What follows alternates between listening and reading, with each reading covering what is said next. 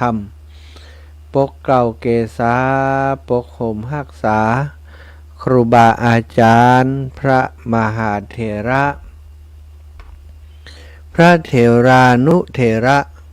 เพื่อนสหธรรมิกสหพรหมจารีทุกรูปทุกองค์ปกห่มรักษาศรัทธาสาธุชนคนดีเท่าแก่อีป่ออีแม่ตั้งหลายติดตามรับฟังรายการ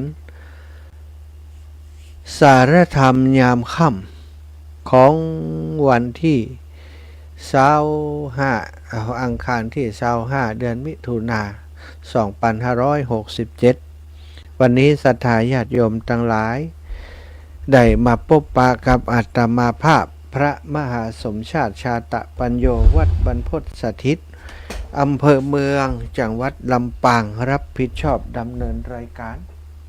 ทุกวันอังคารเราจะได้มาพบปะกันต่างสถานีวิทยุในเครือข่ายคลื่นสีขาวซึ่งโดยความเมตตาของท่านอาจารย์พระครูอภิวัฒนวิกรมผอ.สถานีคลื่นสีขาวได้เมตตามอบเวลามาให้กับอาตมาภาพได้มีโอกาสมาจัดรายการมาสนทนาอุจากับศรัทธาญาติโยมต่างสถานีวิทยุในเครือข่ายแห่งนี้ก็ต้องขอบคุณทุกสถานีเครือข่ายคลื่นสีขาว28 29สถานีที่ออกอากาศพร้อมกันอยู่ในขณะนี้8จังหวัดภาคเหนือลำปางเชียงใหม่เชียงรายพะเยาแพร่น่านลำพูนเนาะก็ได้ยินได้ฟังรายการซึ่งสถานีที่อยู่ใกล้บ้านของท่านทั้งหลายเชื่อมสัญญาณลิงก์สัญญาณเอาไปออกอากาศส่งไปถึงบ้านถึงจองของศรัทธาญาติโยมทั้งหลายก็ต้องขอบคุณเจ้าของสถานีผู้จัดการสถานีสปอนเซอร์สถานีและศรัทธาญาติโยมในพื้นที่ติฟังรายการของสถานีนั้นๆแล้วก็โทรมาให้กำลังใจแจ้งให้ทราบทำให้ครูบาอาจารย์และอาตมาได้รับทราบรับรู้ว่าในพื้นที่นั้นเสียงเป็นอย่างใดพ้องมีคนฟังอยู่ก็มีคนฟังนักน้อยเท่าใดแต่ว่าก็ยังบ่เป็นประมาณเนื่องจากว่าได้ทราบว่าบางที่บางแห่งเปิ้นฟังกันนักกายแต่มีไผโทรมาก็เลยบ่ค่อยฮู้ว่ามีคนฟังแต่กำแต่ในพื้นที่นั้นพื้นที่นี้เนาะสถาแต่อย่างใดก็ตาม28 29สถานีผู้ฟังก็บ่น้อยเนาะแต่ละสถานีที่เปิ้นฟังกันก็เป็นลักปันขึ้นเนาะเป็นปัน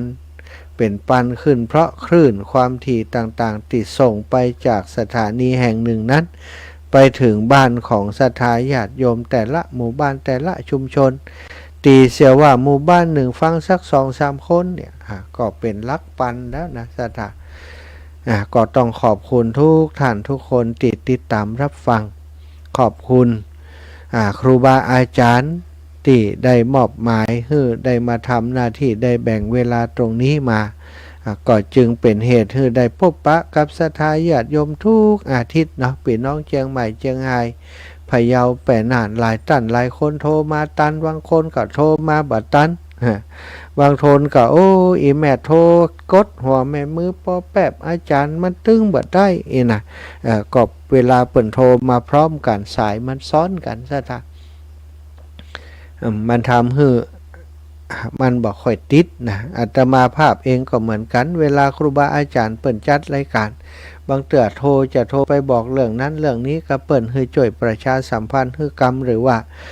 บอกเรื่องราวที่เปิ่นอยู่ในสถานีซึ่งข้อมูลมันผิดพลาดขาดเคลื่อนไปก็จะแจ้งให้เปิ่นโทรไปก็บอกค่อยติดนะอันนั้นก็เป็นเหตุหนึ่งที่ศรัทธาญาติโยมจังโทรมาบอกว่ากดหัวแม่มือปอแป๊บมันบัดติดอาจารย์ ก็เข้าใจอยู่เนาะศรัทธาญาติโยมมาพบปะกันวันนี้ก็เป็นฤกษ์งามยามดีวันนี้เป็นวันอังคารที่25เดือนมิถุนายนจะหมดเดือนแล้วเดือนที่6นะศรัทธามกรากุมภามีนาเมษาพฤษภามิถุนาก็เข้ามาเกิงปีแล้วเนาะ จะมดจะเสี่ยงแล้วเนื้อมกรากุมภามีนาเมษาพฤษภามิถุนาเดือนที่6ของปีต่อไปจะเข้าเดือนที่7เข้าไปครึ่งหลังของปีแล้ววันเวลามันรวดเร็วสถาญาติโยมป๊อปแป๊บป๊อปแป๊บโดยเฉพาะคนที่ทำการทำงานอยู่ก็จะรู้สึกว่ามันเร็วมันไวเนาะแต่คนที่บ่ยะยังนะละอ่อนตอนแต่นก็อาจจะคิดว่าเวลานี่มันยังมีแหมเมินแหมนานอยู่แต่หมู่เฮาที่เฒ่าแก่แล้วกานี่อีป่อยอีแม่ทั้งหลายมันมีความรู้สึกแล้วก็มันก็เป็นจริงอย่างอันตัวนะอาตมาว่าเวลามันอย่างมาเร็วตื่นเจ้ามาเนี่ยโน่นเนี่ยนี่เดี๋ยวก็เพลแหมแล้วบิณฑบาตมาฉันเจ้าแล้วก็เนี่ยการเล็กๆน้อยๆฉันเพลแหมแล้วฉันเพลป๊อปแป๊บป๊อปแป๊บตอนบ่ายเดี๋ยวก็ค่ำเดี๋ยวก็ดึกเดี๋ยวก็กลางคืนเดี๋ยวก็แจ้งหมุนเวียนอยู่อย่างอีทุกวันมีความรู้สึกว่าเวลาเร็วสถาญาติถ้าบ่ได้ทำประโยชน์อะไรอย่างนี้ก็คงจะเสียดายเวลามากๆเหมือนกันแต่เวลาทุกวันทุกเวลาที่มีชีวิตอยู่ในทุกวันนี้ไ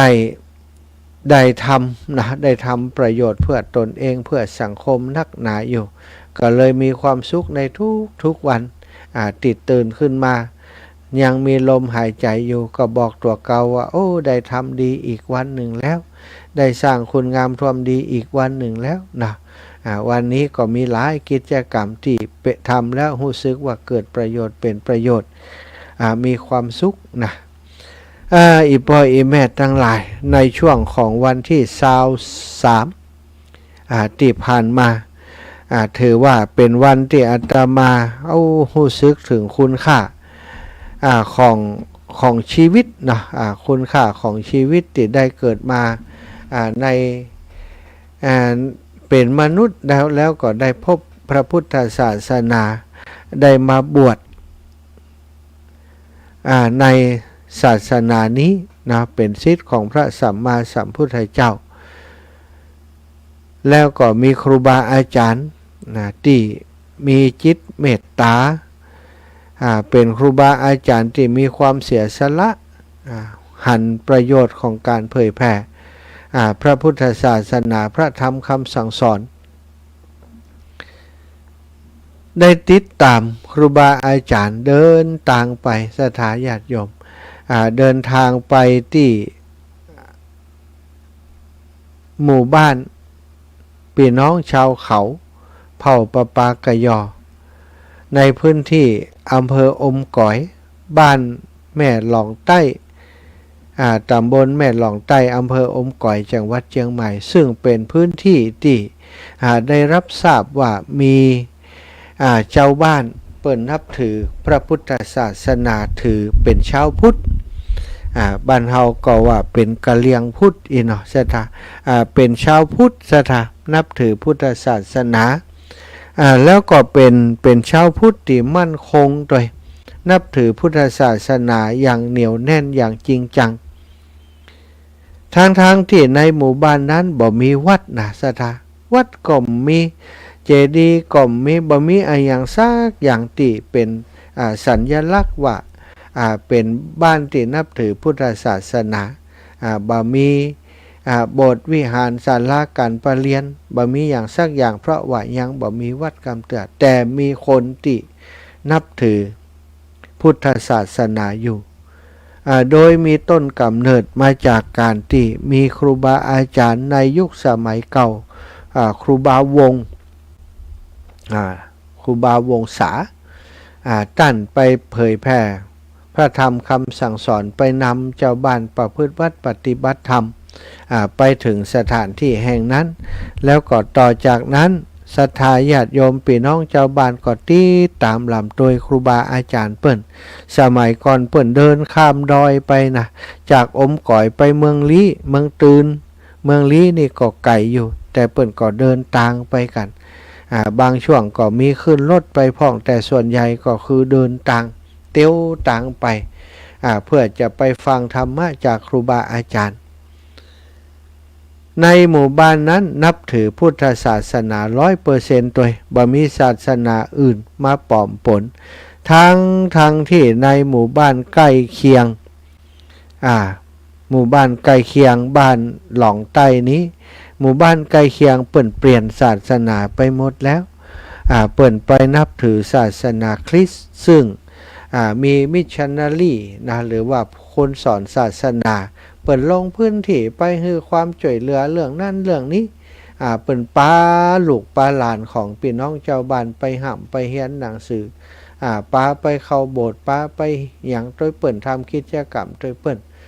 แล้วก็สงเคราะห์อนุเคราะห์พี่น้องเจ้าบ้านเจ้าเขานั้นนำเข้าศาสนาคริสต์เป็นส่วนใหญ่แต่ว่าในหมู่บ้านแห่งนี้ไปส่งเสริมอย่างใดก็ได้สถานเจ้าบ้านบ่เอาติ๊กนะยึดถือว่านับถือพุทธศาสนาอย่างเหนียวแน่นมีภัยบ่สามารถจะไปเจาะไข่แดงได้ว่าอันแล้วเปิ่นก่อนนิยมส่งลูกหลานในหมู่บ้านที่เป็นปวดใจนั่นที่สนใจในการบวชเป็นพระเป็นเนนมาบวชอยู่ตั้งเชียงใหม่โดยเฉพาะที่อำเภอดอยหล่ออำเภอจอมทองตั้งเมืองลี่นะก็ไปบวชที่วัดไปอยู่พระบาทห้วยต้มพ่องหลายที่หลายแห่งที่เป็นวัดที่เปิ่นฮับอันบวชฮับอันคือไปอยู่ห่ำเฮียนในพื้นที่ของเปิ่นในเชียงใหม่วัดศรีโสดากาไออย่างการนี้ก็ไปเฮียนกันหลายส่งไปตลอดสถานโดยความหวังว่าวันหนึ่งลูกหลานที่ส่งไปห่ำไปเฮียนได้เป็นสมภารได้เป็นเจ้าอาวาสได้เป็นพระสงฆ์องค์สังฆเจ้าแล้วก็จะปิกมาพัฒนาบ้านเกิดเมืองนอนมาสร้างวัดแปลงวาฮือกับเปิ่นมีความหวังอยู่อย่างนั้นแต่คนที่ส่งไปแต่ละรุ่นเวลาเปิ่นไปห่ำไปเฮียนจบปริญญาเปิ่นก็หางานทำเหียจบมาก็ซื้อขาลาเพศออกไปหางานทำอยู่ในห้วนในเวียงไปสร้างฐานะรักฐานอยู่ในห้วนในเวียงเหียบ่ได้กลับมาพัฒนาอยู่ในบ้านเกิดบางรูปบางองค์ที่เปิ่นเป็นพระสงฆ์องค์สังฆเจ้าอยู่เปิ่นก็อยู่ในวัดที่ในเวียงเหียหรือว่าอยู่ต่างถิ่นต่างตำบลต่างที่อยู่ที่อื่นเหียบ่ได้กลับมาอยู่ที่บ้านของเปิ่นบางรูปบางองค์อย่างจะกลับมาแต่ว่ากำลังบ่พอที่จะมาสร้างวัดสร้างว่าเป็นความฝันเป็นความปรารถนาของเจ้าบ้านและก็ลูกหลานของเปิ่นที่จะมีวัดไว้ทำพิธีกรรมทางศาสนาไว้กราบไว้สาไว้ประดิษฐานพระพุทธรูปสารูปปิมปาพระบรมสารีริกธาตุของพระพุทธเจ้าที่จะเสาะหามาได้มาอยู่ในพื้นที่ในบ้านในจองของเปิ้นคืดกันมาเมินแล้วแต่ความคิดนี้ก็บ่สำเร็จสักทีจนความคิดนี้ได้ล่วงหูไปถึงหูของครูบาอาจารย์ซึ่งคนที่นำเรื่องนี้มาปรารภมามาจาในกลุ่มของพระนักเผยแผ่ในนามคลื่นสีขาวก็คือท่านพระครูกัลยาณปราโมทย์เพราะธรรมพานท่านเจ้ามีลูกศิษย์ลูกหาที่มาจากหมู่บ้านหลองไตแห่งนี้ไปอยู่กับเปิ้นที่วัดม่อนห้วยแก้วตอนนี้ก็เป็นพระสงฆ์อยู่ที่วัดม่อนห้วยแก้วรูปหนึ่งแล้วก็ติไปเฮียนไปเป็นเน้นแล้วก็เป็นตู้เจ้าแล้วก็ซึกขาลาเพศไปทำการทำงานก็ยังมาอุปถัมภ์ดูแลครูบาอาจารย์แล้วก็ยังมาปรารภถึงเรื่องอยากจะได้วัดได้วาไว้ให้กับคนเฒ่าคนแก่ในหมู่บ้านก็มาปรารภมาอูจากับครูบาอาจารย์ก็นำเรื่องนี้เข้าปรึกษาในเครือข่ายคลื่นสีขาวท่านพระครูอภิวัฒนวิกรมท่านอาจารย์พระครูสุเมธธรรมเสวีท่านอาจารย์พระอาจารย์รัฐภพเจ้าอาวาสวัดอัมพวันท่านอาจารย์จิรเดชและก็หลายรูปหลายองค์รวมถึงอาตมาตวยว่าอยากจะปากันไปเอวไปพอหมู่บ้านแห่งนี้บ้านหลองใต้เพื่อจะดูว่าโอ้เปิ่นต้องการวัดวาอารามจริงกะบ่จริงเปิ่นนับถือพุทธ 100% กำแต่นะจะปากันไปพอเจริญปอนแม่รับละจ้ารับอย่างนั่งจัดรายการไปเชียงใหม่อยู่นี่อ๋อจ้าไว้จ้าเจ้า ฟังเด้อฟังได้ก็อันนี้อย่างนะ ของคุณดารุณีตั้งติเคยฟังเมื่อก่อนเนี่ยลองไหลไปสอบกันเนอะ ได้ยินอยู่ดารุณี ไหลไปฟังเลยโยมแม่ปุ๋ยปอพรหมมาบ้านแม่ไทยวันนี้โทรมานึกว่าตุลูกเปิ่นจัดรายการค่ะกะจะอูยาวๆ บ่ได้อูกันละเนาะก็เลยได้ปากันเดินทางไปนัดหมายกันว่าวันใดจะว่างก็พอดีว่าอาตมานี่เซตงานวันที่22ก็ไปได้ครูบาอาจารย์ก็เลยว่าอ่านไป23เลย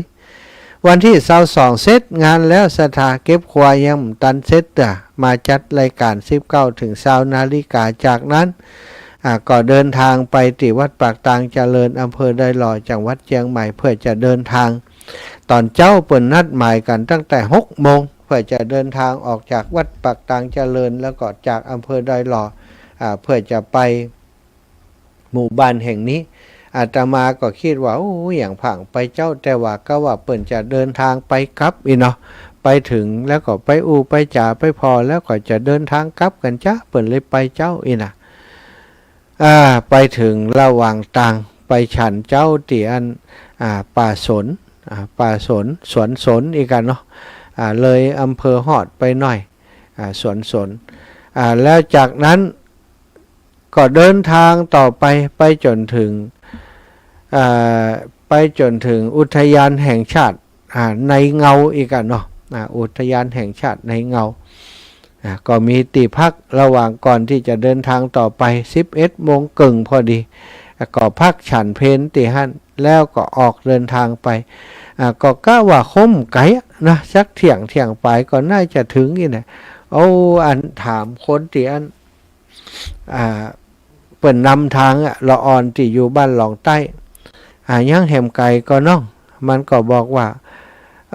บัดเดียวนี้ยังถึงกึ่งคำเตืออาจารย์ว่า เดินทางมากึ่งวันยังถึงกึ่งคำเตือป้าดมันจะจังใดเนาะอีนะก็เดินทางไปปอกว่อมซะท่าไปถึงปุ้นเอาบ่าย3 โมงป่ายดูไป3 โมงป่ายไปถึงตีอันบ้านหลองใต้พุ่นจะ4 โมงซะท่าไปถึงเป็นวันติดเนาะก็มีครูบาอาจารย์ที่คอยต้อนรับเด็กๆคอยต้อนรับอยู่หลายคนอยู่ต้อนรับอยู่ที่หั่น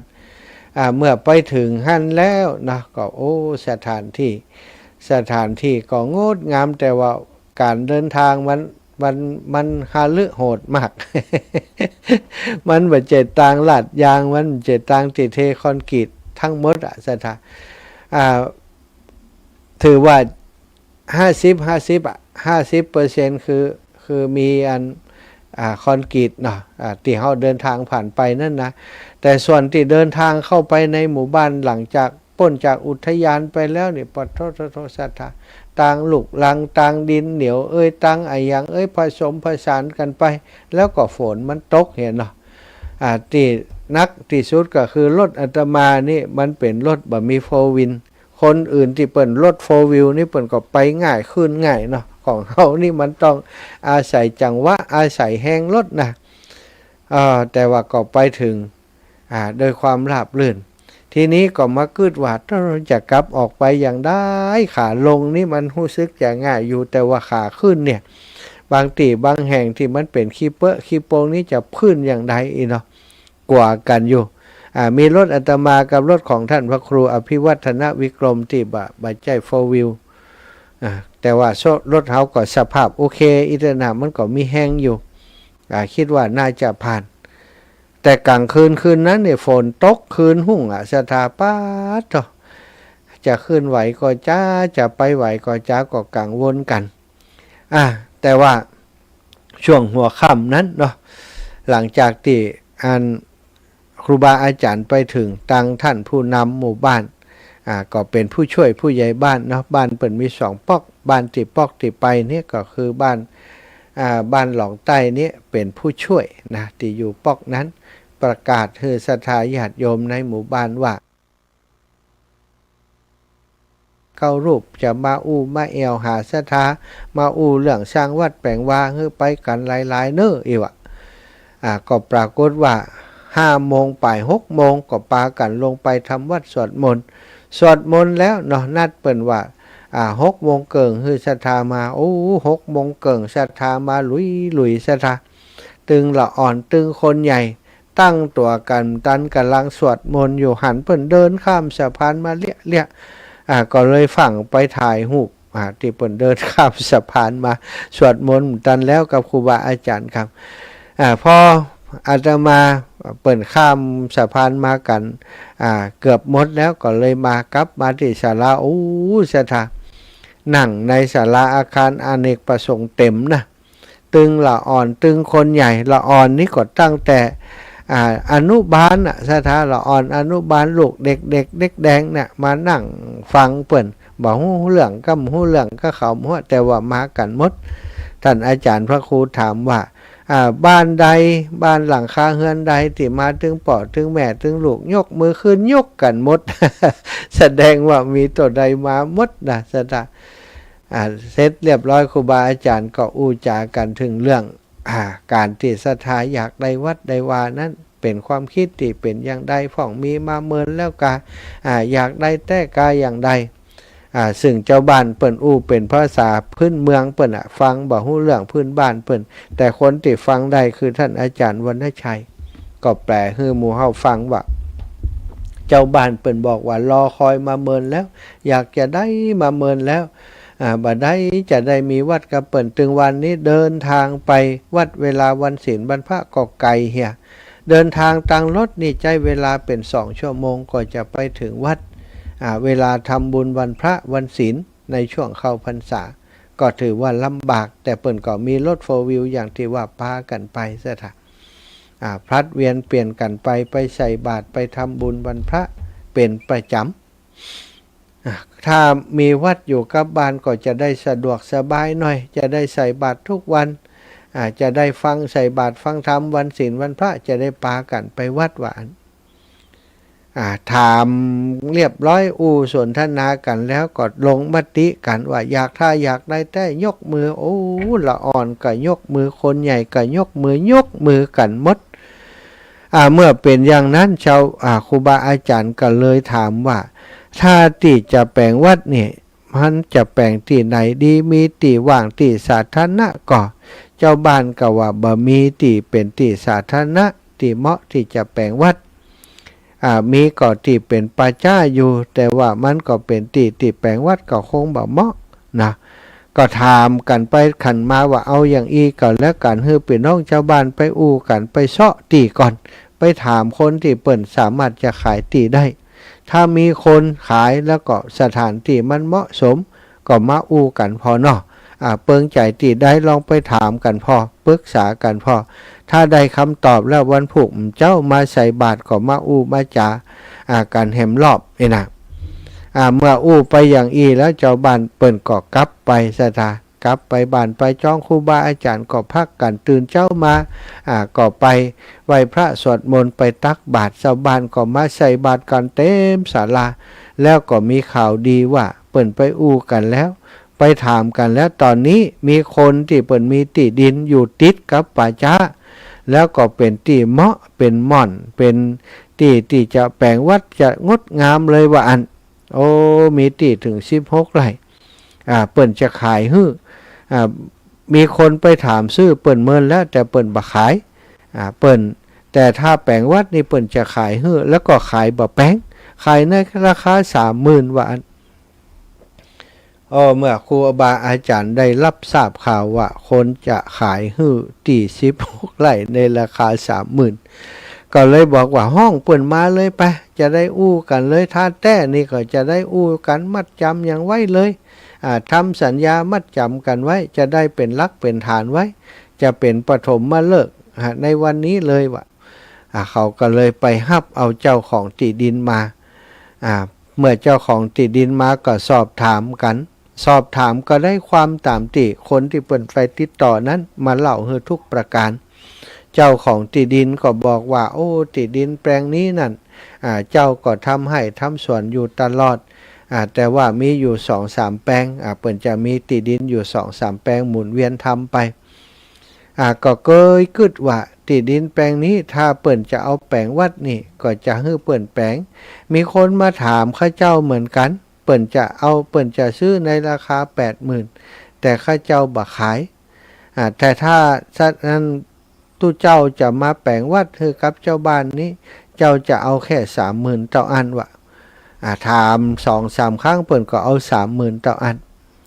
ถามว่าปรึกษากันดีแล้วกาอูจากับครอบครัวดีแล้วกาเปิ่นบอกว่าดีแล้วมีมติร่วมกันแบบนี้ครูบาอาจารย์ก็เลยว่าอันก็ทำสัญญากันเนาะแล้วส่วนที่สตังนี้ก็เลยอู้กันในที่นั้นเลยครูบาอาจารย์แต่ละรูปละองค์ก็หมู่เฮาตอนนี้เฮาจะมัดจำที่ดินเปิ่นสักเล็กสักน้อยไผมีปัจจัยติดตัวมาพ่องหอมกันมาท่านอาจารย์พระครูกัลยาณปราโมทยกมา5 ปันอาตมาหารเปิ่น5 ปันเฮามีนักเฮาก็ฮื้อ2 ปันรูปนั้น3 ปันลูกนั้น2-3 ปันหอมกันไป9 รูปศรัทธาญาติโยมที่ไปด้วยกันได้อยู่10,000 ปลาย 15,000 ท่านอาจารย์พระครูสุเมธซึ่งเป็นประธานสงฆ์ในที่นั้นตอนนี้หมู่เฮาได้กันเท่าใดได้ 15,000 เอาละผมดีใจผมรู้สึกอยาก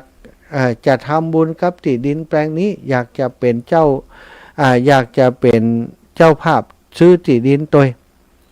ผมจะห้อ11,000ว่ะโจก2ออกมานับได้ตัง10,000พอดีก็เอามาใส่พานด้วยกันร่วมกันได้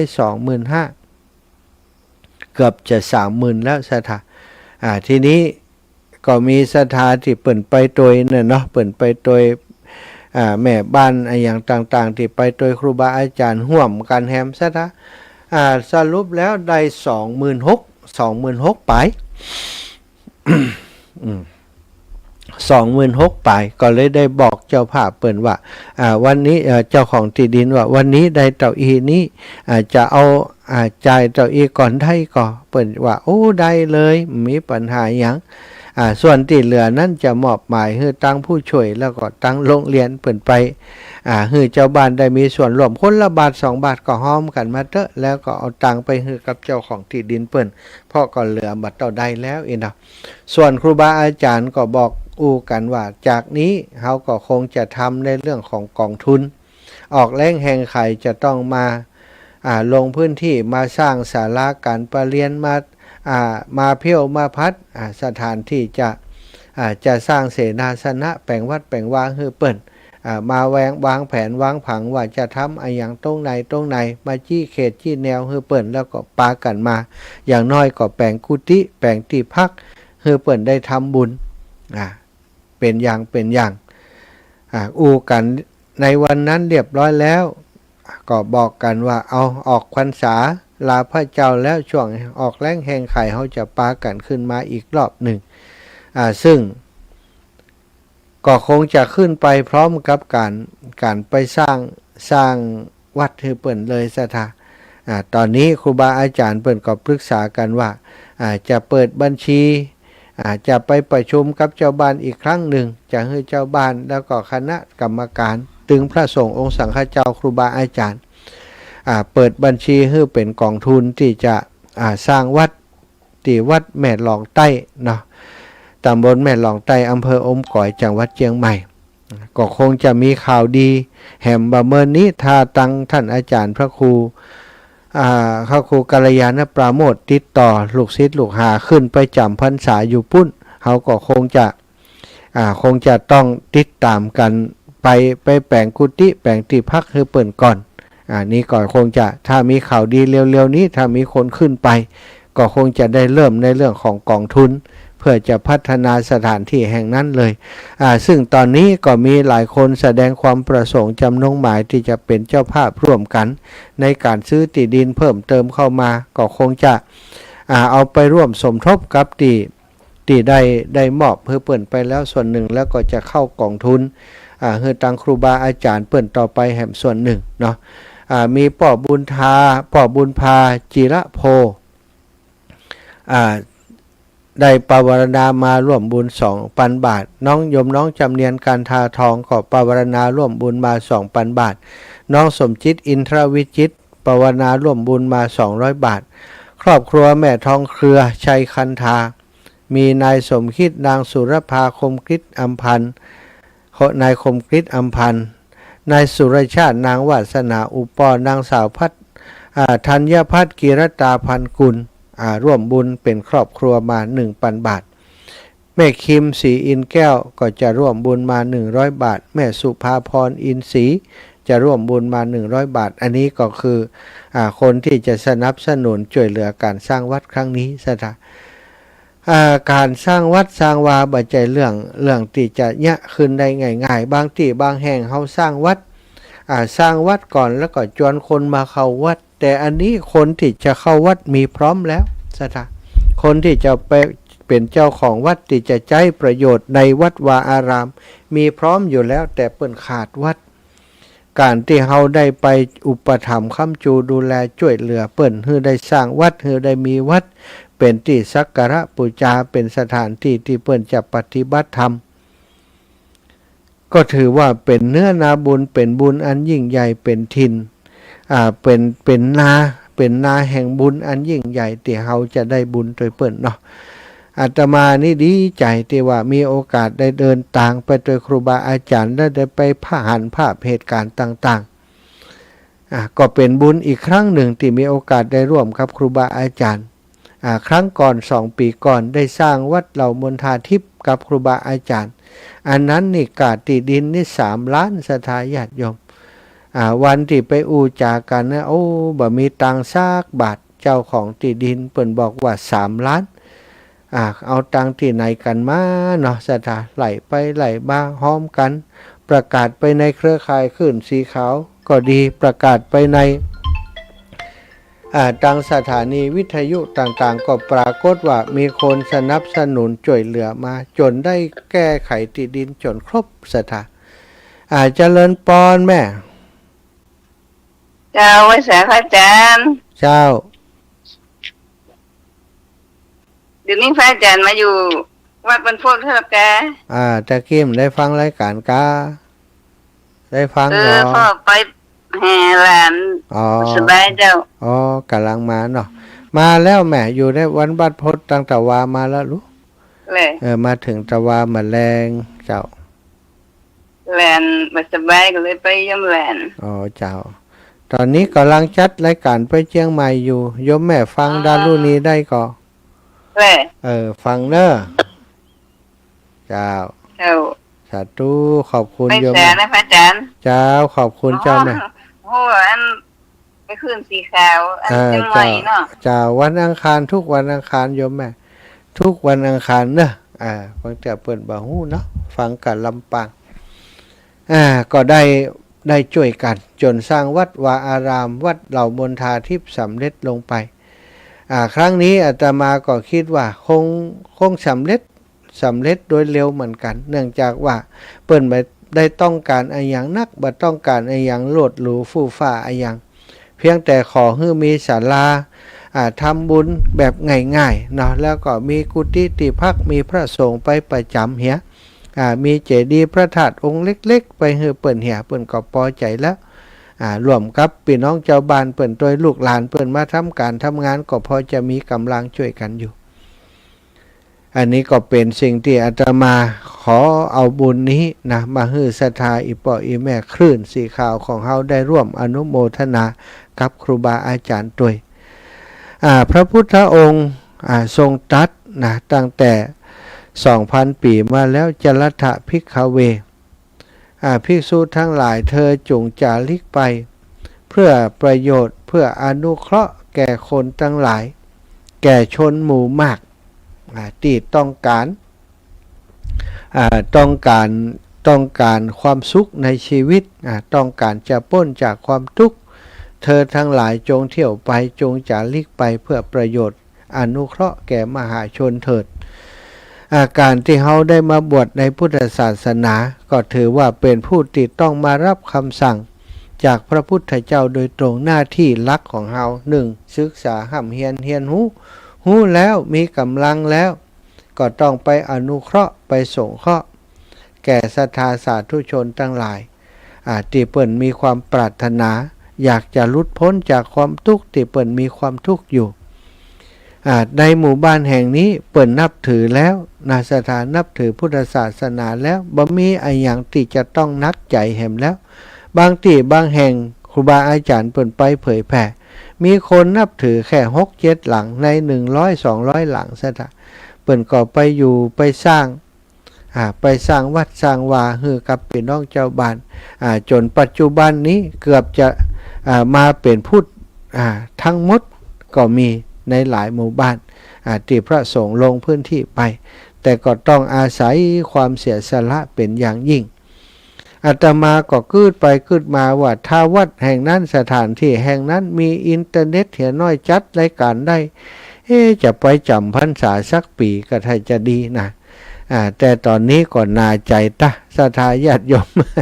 ไปอยู่ที่หันโทรหาไผกมได้ไล่หาไผกมได้ จัดรายการกระทมต้องอู้ถึงจบข่าวเลยเนาะถ้าไปจัดรายการอยู่ลืบห้วยในห้วยปุ่นโอ้เมื่อมีไผได้ยินนะส่งออกอากาศบ่ได้ก็ยังเป็นปัญหาอยู่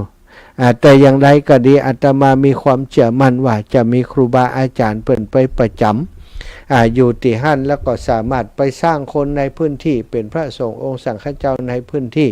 เพื่อมาเป็นสมภารเจ้าหัววัดเป็นเจ้าอาวาสที่หั่นไปเผยแผ่พุทธศาสนาพระธรรมคำสั่งสอนอยู่ในพื้นที่แห่งนั้นต่อไปในอนาคตเนาะบุญกุศลแต่นะศรัทธาญาติโยมที่มีโอกาสได้รับใช้ใกล้ชิดครูบาอาจารย์ได้ติดตามลำโดยเปิ่นไปแอวไปพอแล้วก็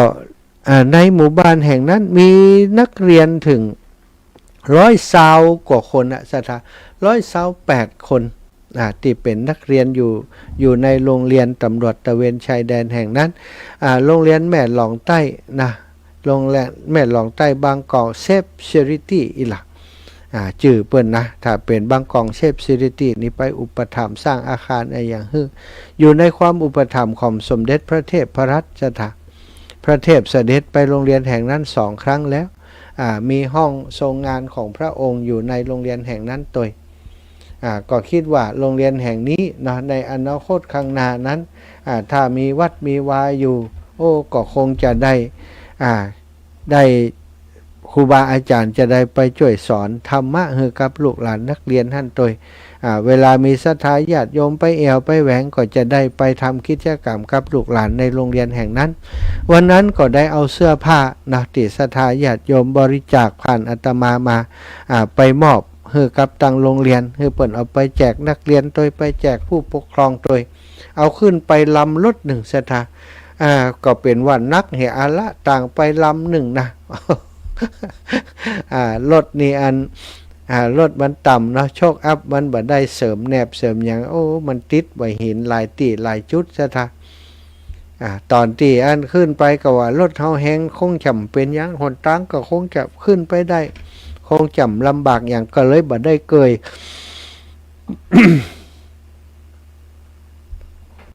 เสื้อผ้าใส่รถกันอื่นเนาะเอาต่างบรรทุกรถกันเดียวไปเพราะว่าแพ็คดีแล้วก็เลยบ่อยากจะลื้อใจอยากแต่ก่อนนักพอสมควรได้เอาไปแจกให้กับนักเรียนแล้วก็ดีใจซะท่าละอ่อนนักเรียนได้ใส่เสื้อผ้าสวยๆนะคุณครูเปิ่นเก็บให้กับละอ่อนนักเรียนต้องขอบคุณคุณครูที่ช่วยดูแลแล้วก็ขอบคุณนักเรียนที่น่าฮักเนาะคอยให้การต้อนรับดูแลไปพักอยู่ที่โรงเรียนมีห้องพักมีอย่างที่สะดวกสบายอยู่โอกาสตั้งหน้าถ้าเกิดไปสร้างวัดแปลงวาก็จะปาศรัทธาญาติโยมที่ชอบเนาะเข้าไปทำกิจกรรมแบบนี้ได้ไปแอวด้วยกันไปนอนพักที่ปุ้นสัก 4-5 วันไปแอวทางปุ้นไปดูบรรยากาศทางปุ้นเนาะไปเอาความสุขคือตัวเก่าไปแสวงหาเรียกว่าบรรยากาศที่สงบกับพี่น้องชาวบ้านอยู่เราเที่ยวหน้านี้ไปจะเอาหงตาลไปตัวถามเปิ้นว่าอยากกินอย่างเปิ้นอยากกินก๋วยเตี๋ยววะสตา เที่ยวนี้บ่ได้ขนขึ้นไปเนาะเที่ยวหน้านี้ถ้าไปนี่เอาไปแน่แล้วศรัทธาชั่วโมงแรกนี้ก็ได้อูจาเรื่องราวอันเป็นบุญเป็นกุศลให้ศรัทธาได้ทราบความเคลื่อนไหวของครูบาอาจารย์เคลื่อนสีขาวของเฮาที่จะได้ไปสร้างวัดสร้างวาให้กับพี่น้องชาวพุทธที่บนเขาบนดอยในอำเภออมก๋อยจังหวัดเชียงใหม่บ้านหลองใต้ตำบลหลองใต้อมก๋อยเชียงใหม่ตอนนี้ได้ซื้อที่ดินให้เปิ่นแล้วครูบาอาจารย์ก็เป็นผู้ที่ ศรัทธาญาติโยมคลื่นสีขาวของเฮาอุปถัมภ์ดูแลเปิ้นเปิ้นก็ได้ปัจจัยจากศรัทธาญาติโยมเนี่ยครับปีติโยได้มาก็เอาไปสร้างบุญสร้างกุศลให้ศรัทธาญาติโยมต่อบุญให้กับศรัทธาญาติโยมต่อไปเนาะใครที่สนใจได้ฟังเรื่องราวนี้ก็ตั้งอกตั้งใจจะช่วยอย่างใดเดี๋ยวถ้าครูบาอาจารย์เปิดบัญชีแล้วก็อู้กันเนาะอาตมาตอนนี้ก็จะสำรองเก็บไว้ให้กับครูบาอาจารย์ตามรายชื่อที่เปิ้นให้หอมมาศรัทธาญาติโยมจะให้หอมมาก็อดใจไว้ก่อนก็ได้เดี๋ยวถึงเวลาที่เปิ้นก่อร่างสร้างแปลงอย่างเขาก็ว่ากันเป็นอย่างไปต้องขอบคุณทุกท่านทุกคนที่ให้หอมมาด้วยเนอะเอาละศรัทธาเปิดสายแล้ว0808844173จะเปิดสาย15นาทีจากนั้นจะขออนุญาตพักผ่อนแล้วก็มาพบปะกันใน21นาฬิกาประมาณ 5-6 นาทีก็จะปะปันอีกรอบช่วงนี้อยู่ในช่วงที่เปิดสาย0808844173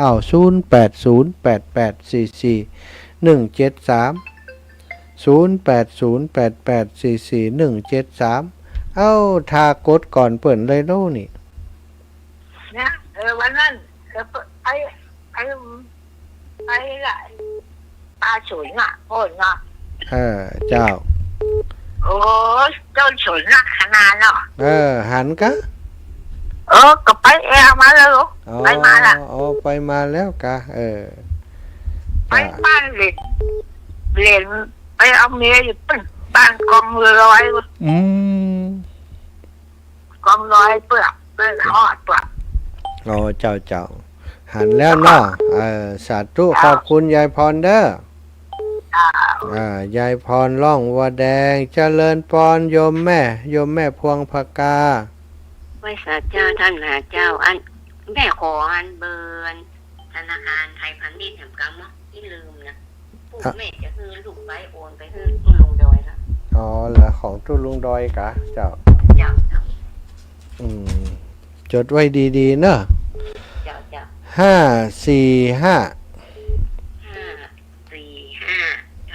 256 7959เจ้า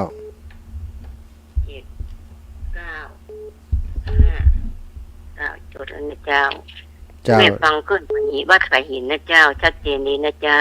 สาธุโยมแม่เจ้าเป็นกำลังใจให้ท่านเนอะเจ้าแม่เป็นกำลังใจให้แม่เหมือนกันเจริญพรพี่น้องเมืองฝางมาแล้วเจ้าสาธุอีแม่ใจปั้มดีแต่คืนฟังขัดหายฟังหูเรื่องของหูเรื่องไหลเขาปลาเลิกปลาดึกองค์ปลายแล้วก็เนี่ยว่ามันนี่โทรหาก็มาฮับฟังที่ไหนคาดหายแต่คืนน่ะที่โทรไปน่ะกะถ้าอินเนี่ยถ้าดังถ้าโทรศัพท์ดังเนี่ยไปฮับหายยุดไปอ่ะเห็นเนี่ยโทรติดไปก็มาฮับอย่าง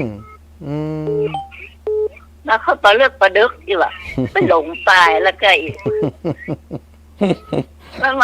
วันนี้เมื่อวันบ่ายโมงไปแม่โทรหาแล้วยังฮับบ่ายโมงไปถ้าอย่างเงี้ยการอยู่ก้าไปลกยาอยู่ได้เอาโทรศัพท์ไว้ใกล้ตัวนะเช้าแม่เจ้าขอบคุณนี่แม่เด้อเจ้าวันที่7ป้ากันนะเจริญพรแม่ดวงดีนารัตะน้ำรัดจอมทอง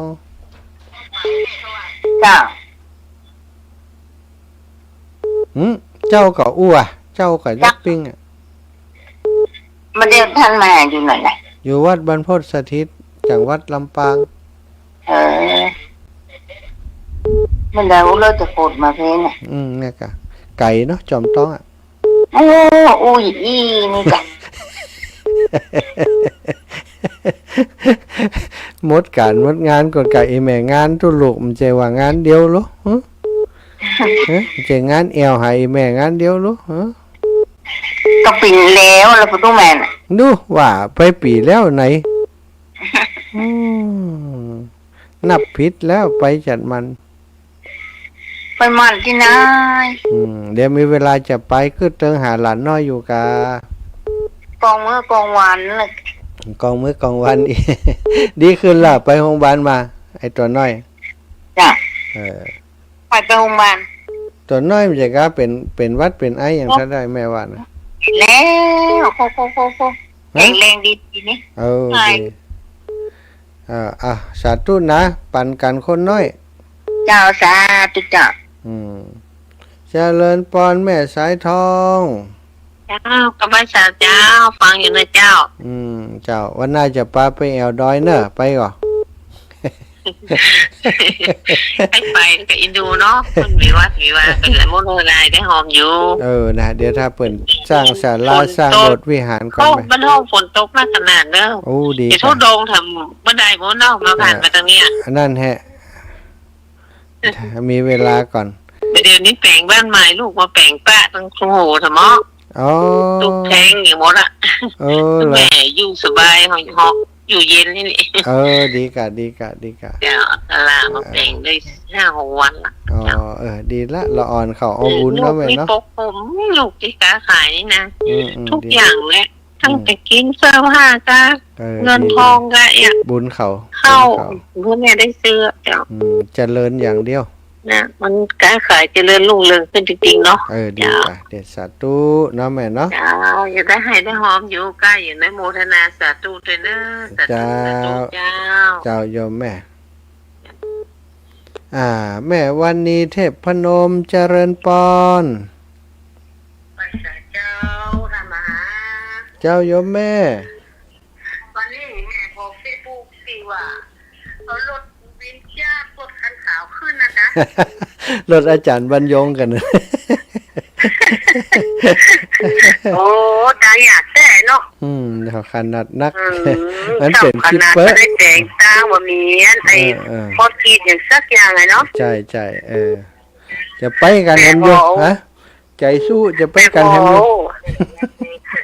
เจ้า คนลุก พอแล้วไอ้นายดูพอตุ๊เจ้าวันหนังทั้งใจ ท่านอาจารย์กีรเดชนั่งโฮมรถ หันวันละใช้โบกรถโบกล้างหันแล้วรถเครื่องมา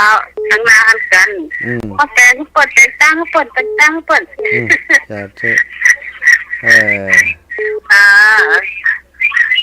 ะผมอีเนอร์ เจ้าขอบคุณจ้า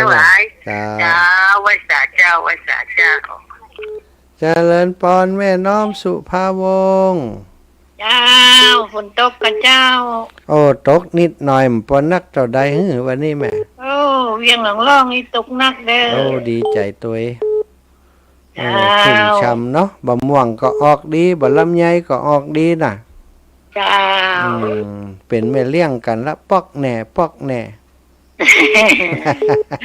แม่เลี้ยงมันนักมันกะกุ้งกินกุ้งตาลลุงใจว่าปอกแหน่สาธุนะแม่นะขอบคุณแม่เนอะใส่ซองฝากลุงตุ้มนันเลยเด้อดีกะอีแม่ใส่ซองไปห่วมรอเตียนกะเจ้าดีแล้วบุญรักษาแม่เนอะเจ้าสาธุเจ้าจะเลินปอนแม่อุ้ยแม่สาบเสมิงแม่สาเจ้าอารมณ์ดีแม่อุ้ยได้ยินเสียงตั้งแต่วันจิตเข้าปะบัลลัมนะน่ะอันถ้าบัลลัมเอาน้ำตาลใส่เนอะแม่น้ำตาลกับมากหวาน น้ำเพิงเนอะแม่เนอะไม่ไหนร่ำเรือมาได้ยินเสียงเต้นะก็ออก7 มันรู้มันไปถึงกะมันงูมาได้ยินซะวันเมื่อเจ้าเมื่อเจ้าวันนั้นก็ได้จัดเพราะว่าอยู่ในดอยในหลืบห้วยหลืบห้องปุ่นน่ะวันติดก็มาได้ยินวันติดไปได้หยอวันติดนัดใจเขาก็มาได้ยินไปด้วยกันแพะในป่าปุ่นน่ะอมก่อยปุ่นน่ะเรียกว่าไปที่ไหนที่ต่างประเทศแต่ละไปอมก่อยด้วยกันบ่มีสัญญาณเล่มได้จัดเลยกันเนี่ยถ้าจะแม่เมื่ออุ้ยเขาไปเมื่อก่อนได้ไม่เสียแล้วเจ้าไฟฟ้าเป็นกล่องเมียนี่มีสักอย่างเหมือนกันไฟฟ้าก็มีโทรศัพท์ก็มีสวดมนต์ก่อนที่เขามาได้กำปากเขาก็เอาเตียนสั่งไม่อุ้ยได้กำปากไม่อุ้ยบัดตามอย่างลูกเจ้าดี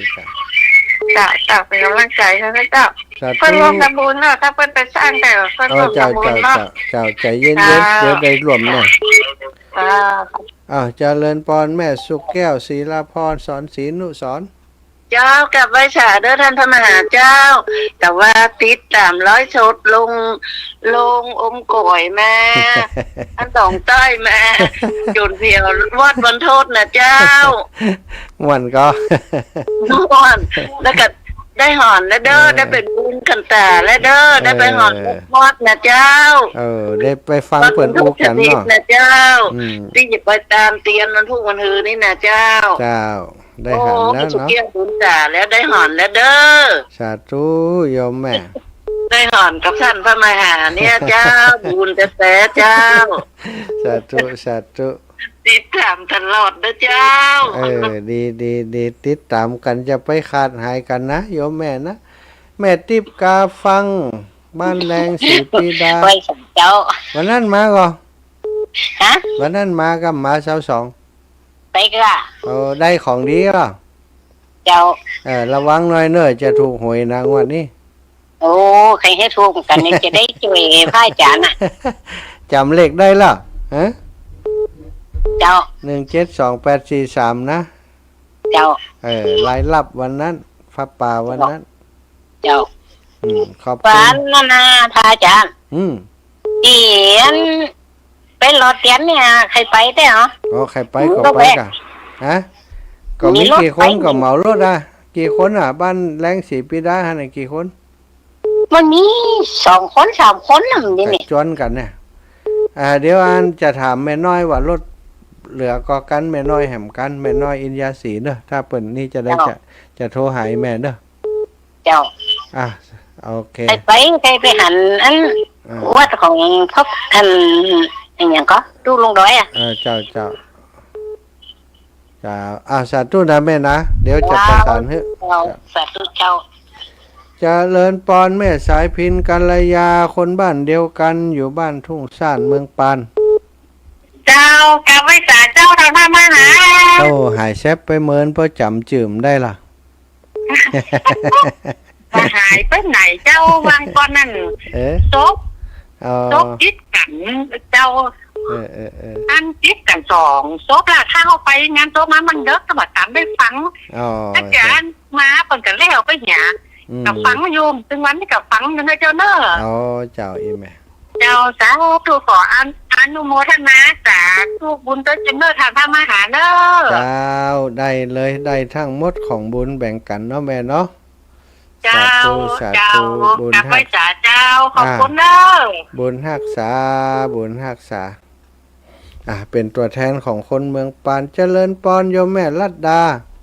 เจ้ากลับไปสาเจ้าเป็นสายสุดท้ายเบรกนี้เจริญปอนแม่จะติดเนี่ยน้องยาเพ่งอมเพ่งพอบ้านน้องยาแล้วอยู่ห่างไกลกับอันบ้านนี้อะละอังเกาลูกบ้านน้องยาอยู่บ้านห้องใต้ตำบลนาเกียอีเนาะนาเกียนาเกียงนาเกียนว่าโอ้แบบไปไม่ได้เราก็ต่างมันยากเลยฝากไว้เนอะเจ้ายอมแม่น่าจะเดินไปแอวก่อนเจ้ากลับไว้สาเจ้าสาธุมันได้เนอะตะกี้ก็ฟังนะเจ้าฟังแล้วคุณแรงสาธุเจ้าเจริญปอนแม่ดวงตาเสียงแก้วสายนี้สายสุดท้ายแต่ละคำนี้นะเจ้าแม่ยายท้องโตมาหาแต่ที่นี่ว่าเกิดมาได้ไปหรือไปเนี่ยตาจะได้แต่วันที่7นะเป็นภาคขายนะที่เนี่ยตาข้างนี่แม่จะภาคตั้งบนไป200เจ้าเป็นยังเนาะมันก็สุขภาพสำคัญก่อนสาธุแม่เจ้าสาธุเจ้าจะไปกันหลายคนเนี่ยได้ไปกับ4-5 คนเขาอยู่ไกลก็ไปก็ได้เลยแม่ไปแอวฮะ